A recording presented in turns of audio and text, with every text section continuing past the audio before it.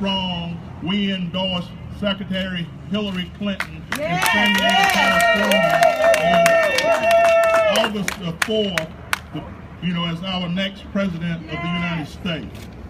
And I call, most of you know that I'm an independent, so I stand here as an independent supporting Hillary Clinton, and I call on all of my independent friends and my Republican friends to do the right thing in this election, support the best qualified person, support the person that's going to lead us, forward, not backwards. Representative Frazier talked about the First Amendment. Donald J. Trump wants to repeal the amendment, the Fourth Amendment. Some of his supporters want to repeal the 19th Amendment because women in this country see through him and support Secretary Hillary Clinton.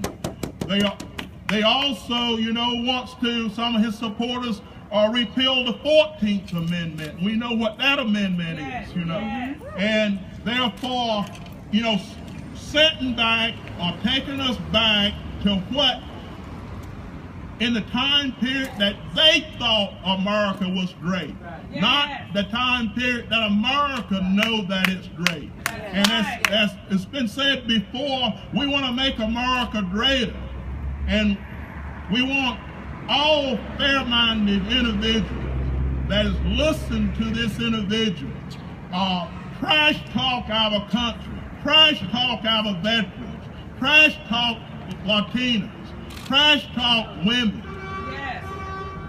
Do the right thing and go to the polls and vote against it. Thank you.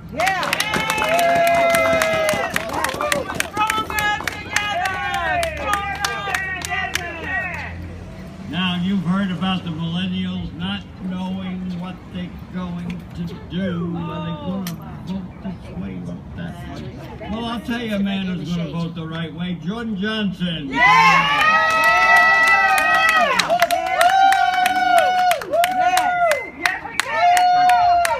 Good morning, Democrats. I don't know about you, but I'm fired up, and I'm still ready to go. And I can't wait to go vote because the young Democrats of Augusta and millennials across the CSRA, we proudly stand behind Secretary Hillary Clinton for President of the United States. I'm up here today to talk to you a little bit about Opportunity School Districts. I think we've all heard enough about OSD, and if you haven't heard about OSD, I hope that's something that I say will be able to lead you to vote no on Opportunity School District this morning when we go to our polls. But the governor wants education to be his main goal within his last term, his last 2 years of governor. That's fine, but not on the backs of our children, not on the backs of our taxpayers. And so here's Opportunity School District in a nutshell. The governor has deemed 19 of Richmond County schools failing, based off of a CCRPI score, which in my opinion is not a good way to judge our kids on their standard of performance, because a CCRPI score comprises of attendance, of how much a school is able to fundraise for itself. Other entities and test scores and grades are a very small portion of that CCRPI score. So we have to understand what we're facing. The governor wants to take up to 100 schools in Georgia that he deems failing. He says 600,000 of our schools are failing. 600,000 of our students, in the state is failing. But we have 1.2 million students enrolled in public education. So if our schools are doing such a hard job, such a terrible job, why isn't that number flip-flop? Another interesting fact that I noticed about Opportunity School District is that 63% of the schools that are on this list are in Atlanta, Metro Atlanta. This is a Metro Atlanta problem. This isn't a Georgia problem. We have to be up and honest about what's going on in our school systems. And yes, I think it's true that we can say that our school systems have faced some types of level of disappointment. As parents, we face disappointment. As community members, we face disappointment. But we have to look at the fact that 43% of our schools have gotten rid of programs to aid students who are failing in math and reading charts and science. 63% of our schools have had to lower raise the class size of 40 students to one teacher just because the state has refused to fund public education like the state should fund public education. So while public education is a problem, we do have issues. We have to make sure that we're understanding what the actual issue is.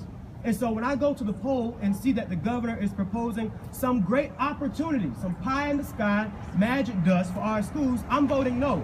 Because I do realize that our schools have problems, but this opportunity school district is not the solution for our schools. But the solution for our schools is having our community getting involved in our schools, having the parents and the teachers and the principals who are in our school systems identify what their main problems are and then apply for grants from the state to tackle those problems. That's not the take over our school system.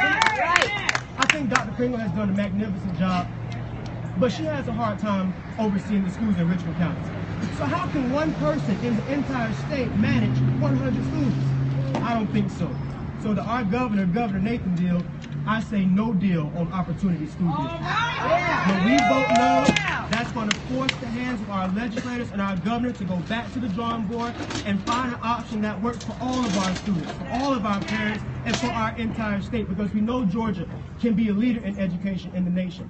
So I'm voting no, not just because I want to keep my voice in my community and in my schools, but I'm voting no on opportunity school district because no one is going to tell me how to handle my child's education. No one is going to tell me where my tax dollars are going to go to for education. My schools will be the best schools, and they're going to be the best schools because we're going to get involved.